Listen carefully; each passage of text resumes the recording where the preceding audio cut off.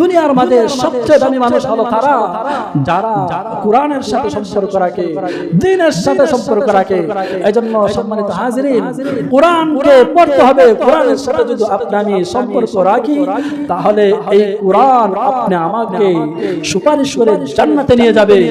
আর যদি কোরআনের সাথে সম্পর্ক না রাখি, তাহলে এই কোরআন আপনি আমাকে জাহান্নামে নিয়ে যাবে।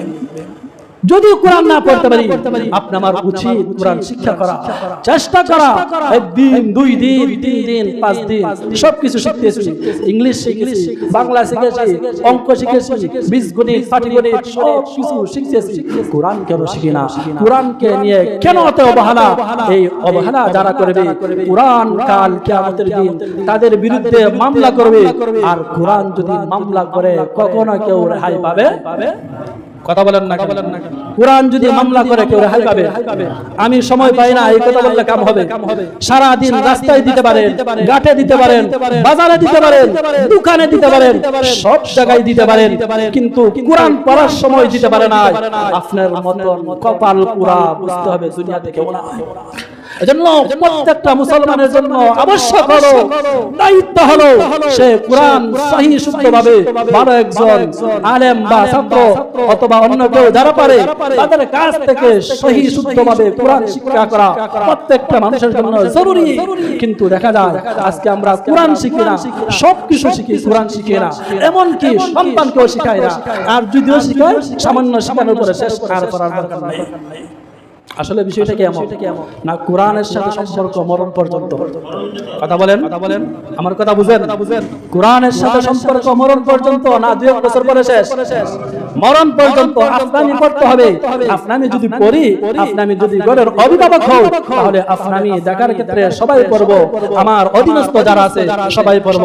সাবধান সাবধান সাবধান করে বলি, বাংলা পড়া চলবে না, বাংলা পড়া চলবে না। অনেকে অতি শিক্ষিত হওয়ার পরে বাংলা পড়ে, এজন্য বাংলা কোরআন শরীফ পড়া হারাম। কি হারাম? বাংলা কোরআন শরীফ পড়ার থেকে হারাম। যেমন একটা উদাহরণ দেই, যেমন আলা, আল শব্দের অর্থ হলো নিয়ামত, আর আলা শব্দের অর্থ হলো উপরে। আর আলা যিনি সবচেয়ে বড়, যিনি সবচেয়ে বড়। বাংলা লেখলে কি লিখবে? সবটা লিখবেন আলা। সবকিছু কি লিখবেন? আলা লিখবেন। আপনি যখন বাংলা উচ্চারণ করতেছেন, তখন আলার উচ্চারণ আলা, আলার উচ্চারণ আলা, তাহলে অর্থের মাঝে ডিফারেন্স হয়ে যায়। সুবহান রাব্বিয়াল আলা, যদি আপনি বলেন সুবহান রাব্বিয়াল আলা, নামাজ হবে। আবার যদি বলেন সুবহান রাব্বিয়াল আলা, সরায়া দেফারেন, আরবি আইনের উচ্চারণ নাই। কেউ যদি আরবি যেন আইন গলা টিপা দেয়, এই আইনের উচ্চারণ বাংলা পাওয়া যায় না। এখন যদি অতি শিক্ষিত যারা আছে, আমরা তো আরবি পড়ছি না, অসুবিধা নাই, আমরা বাংলা পড়বো। বাংলা আলা শব্দের অর্থ হলো উঁচু বা বড়, আর আলা শব্দের অর্থ হলো নিয়ামত। রাত আর দিন পার্থক্য। কি বলেন? রাত আর দিন পার্থক্য। অনেকে দেখা যায় যে হুজুর সন্তানকে বাংলা আরবি পড়াইছেন, অসুবিধা না, আমার সন্তান বাংলা পড়বো, আমার সন্তান খুশি। আমার সন্তান কি বাংলা পড়ে, এজন্য খুশি, বাংলা পণ্ডিত না। বাংলা পড়লে কোরআন পরিষ্কার হারাম, এজন্য বাংলা পড়া যাবে না। বাংলা কোরআন শরীফ পড়লে সহি শুদ্ধ উচ্চারণ হয় না। এজন্য আমার উস্তাদ আল্লামা মুফতি আবু সাইদ সাহেব, যিনি বাংলাদেশের মাঝে 1 নম্বর দারুল উলুম দেওবন্দ, মাত্র 6 মাস পরে আপনার ইফতা বিভাগের সনদ নিয়ে আসছেন। লক্ষ লক্ষ ছাত্রদের মাঝে এমন কোনো প্রমাণ নাই 6 মাস পড়ার পর দারুল উলুম দেওবন্দ থেকে বলেছে যে আপনার জন্য আর পড়ার দরকার নাই। এই সার্টিফিকেট দিয়েছেন ফরিদাবাদ মাদ্রাসার প্রধান মুফতি, যিনি মুফতি আবু সাইদ সাহেব। হুজুরের কথা একই, যার কাছে আমি বুখারী পড়েছি, হুজুর একই বলেছেন। সারা বাংলাদেশের মাঝে যদি 5 জন মুফতি একত্রিত করেন, এর মাঝে হুজুরের নাম আসবে, 5 জনের ভিতরে আসবে।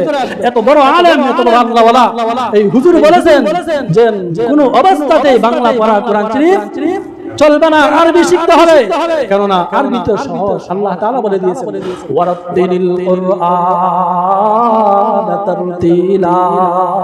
আমি আল্লাহ কোরআনকে সহজভাবে দিয়েছি, তারতিল ভাবে তোমরা তেলাওয়াত করো, কোরআন শিখো। 1 মাস 2 মাস 3 মাস, 3 মাসের ভিতরে দেখবেন কোরআন শিক্ষা হয়ে যায়। কিন্তু নাফরমান বান্দা সব কিছু শিখতে পেরেছে, কোরআন শিখে না। এইজন্য কোরআন আপনার বিপক্ষে মামলা করবে। কোরআন যদি মামলা করে, কেউ রেহাই পাবেন। আল্লাহ পাক রব্বুল আলামিন আমাদের সবাইকে কোরআন শিক্ষা করার তৌফিক দান করুন।